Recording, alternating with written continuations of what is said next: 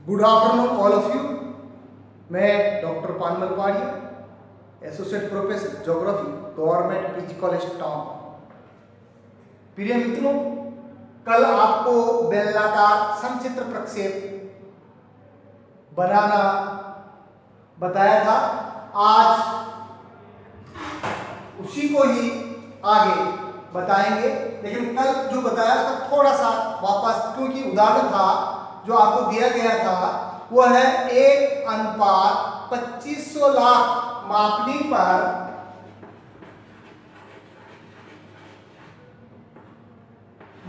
पर एवं 30 डिग्री अंतराल पर संसार का मानचित्र बनाने के लिए एक बेलनाकार समचित्र प्रक्षेप बनाइए। मित्रों, इसके अंतर्गत सबसे पहले आपको जो करना है वो आर ज्ञात करना है। आर का मतलब पृथ्वी के लघुकृत गोले का अर्धव्यास, अर्थात आर का मान ज्ञात करने के लिए पृथ्वी का वास्तविक अर्धव्यास जब सेंटीमीटर में आता है तो उसका लिए एकदम 6350 लाख सेंटीमीटर वास्तविक है ये।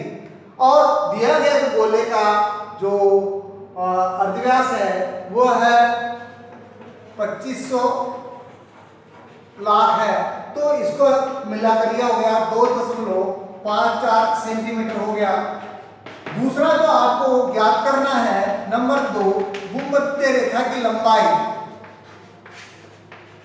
भूमध्य रेखा की लंबाई ये ज्ञात करने के लिए इसका सूत्र है 2πr, 2 × 22/7। आर का मान है 2.54 सेंटीमीटर और ये हो गया 15.95 सेंटीमीटर। और तीसरा जो आपको बताया था, तीसरी जो बात आपको बताई गई थी, तीसरा जो आपको ज्ञात करना है, दो देशांतरों के मध्य की दूरी, दो देशांतर रेखाओं के मध्य की दूरी। इसको ज्ञात करने के लिए भूमध्य रेखा की लंबाई 15.95 इंटू अंतराल 30/360 बराबर 1.33 सेंटीमीटर अवगत कर ली गई है। तो इस प्रकार से ये कैलकुलेशन करने के बाद में आपको सबसे पहले जो 2.54 सेंटीमीटर जो आपको दी गई है, इसी के ही आधार पर 2.25 सेंटीमीटर का एक चाप लिया है, अर्थात 2.5 सेंटीमीटर का एक चाप लिया और एक सबसे पहले एक अर्धवृत्त का निर्माण करेंगे। अर्धवृत्त बनाने के बाद में उसके ऊपर लिख देंगे O A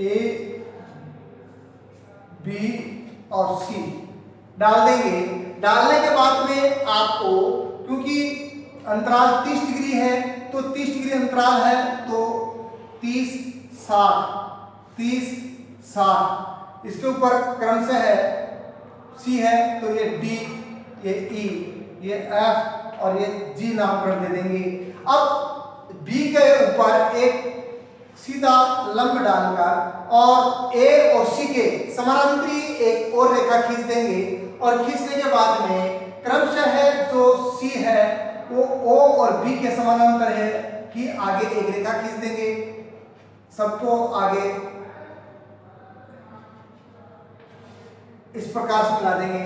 क्योंकि भूमध्य रेखा की लंबाई जो आई है 15.95 आई है, अर्थात 16 सेंटीमीटर मानते हुए आपको B बिंदु से एक 16 सेंटीमीटर की रेखा खींचनी है। 16 सेंटीमीटर रेखा खींचकर वही जो रेखा है उतनी रेखा ऊपर और नीचे आपको खींच देंगे। और ये जो रेखाएं हैं 30 और 60 और 90, जहां पर भी ये है इन्हीं को आगे समानांतर आगे बढ़ा देंगे। किसके? भूमध्य रेखा के समानांतरी अन्य अक्षांश रेखाएं भी खींच देंगे।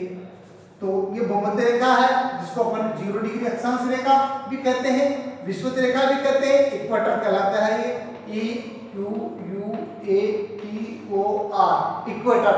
और इसी प्रकार से दक्षिणी गोलार्ध में भी ये 30 डिग्री 60 डिग्री और ये 90 डिग्री।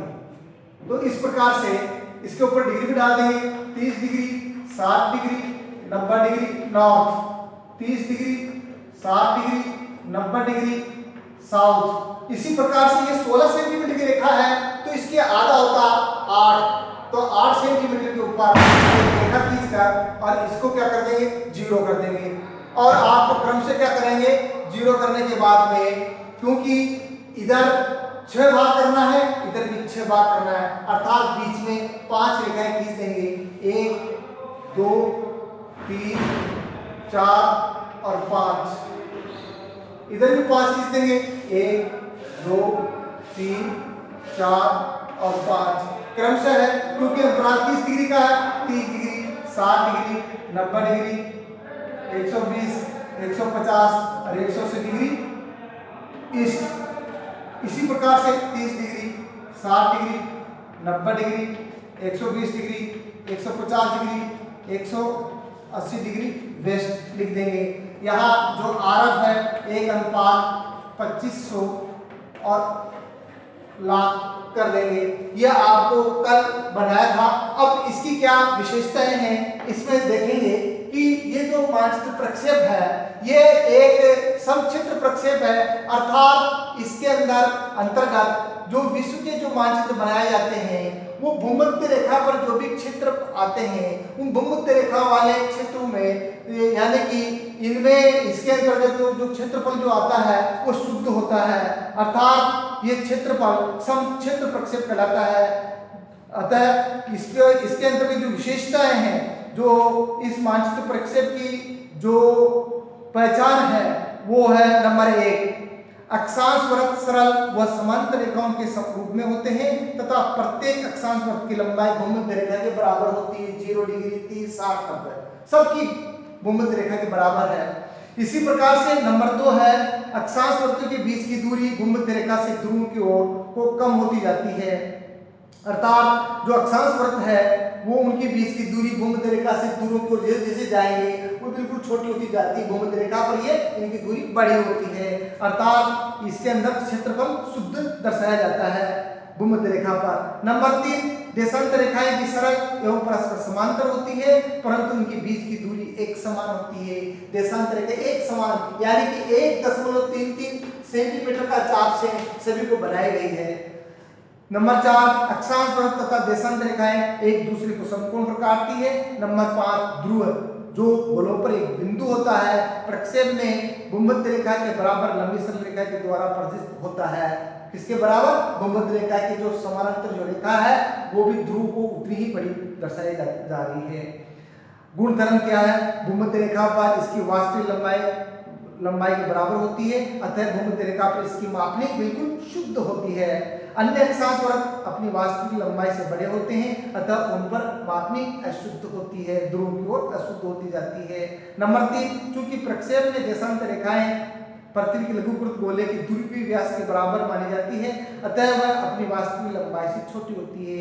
इसके फलस्वरूप देशांतर रेखाओं पर मापनी अशुद्ध होती है।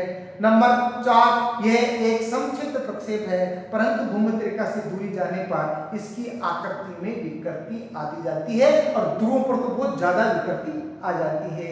इसका उपयोग किया जाता है, इसका उपयोग जो है संसार के जो वितरण मानचित्र है उनको बनाने में किया जाता है, लेकिन विशेष रूप से जो भूमध्य रेखा और भूमध्य रेखा के पासवर्ती जो देश है उनको अच्छी तरह से वितरण करने के लिए ये संसार के मानचित्र बनाने में काम में लिया जाता है। तो ये बेलनाकार समक्षेत्र प्रक्षेप आपको बता दिया गया है, जो नेक्स्ट अगली क्लास में आपको दूसरा प्रक्षेप बताया जाएगा। धन्यवाद।